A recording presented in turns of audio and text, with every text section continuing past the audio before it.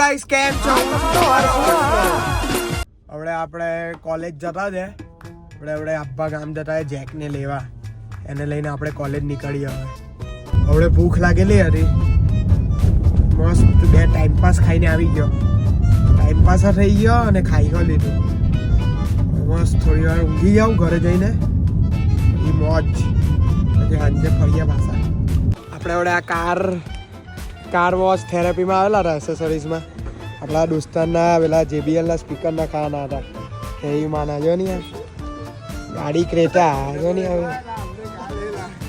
લગાવી દીધા છે જો સ્પીકર. હવે ખાલી અવાજ ચેક કરો ખાલી. આ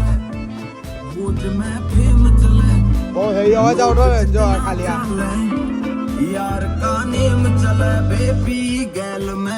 આપણે બી નખાવી આપણી ગાડીમાં કેમ લગેગા પણ. આ જો ખાલી એક જણના બાલ કપાય એટલા 4 જણ આવેલા બનકી હેર કટિંગમાં.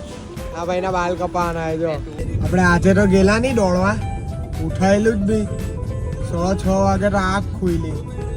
હવે જોઈએ કાલે ઉઠાઈ જાય તો આપણે જવું જ. ઉઠાઈ જાય તો નહીં ઉઠવું જ પડે નહીં તો લાગી રહ્યા પછી પોલીસમાં. એટલે ઉઠવું તો પડે જ. એના માટે વહેલું ઊંઘવું પડે. એટલે આજે તો ઊંઘી જવાનો પાછો વહેલો. ચાલો ગાઈસ પાલક પનીર ખાવા. જો મમ્મીએ બનાવ્યું છે પાલક પનીર.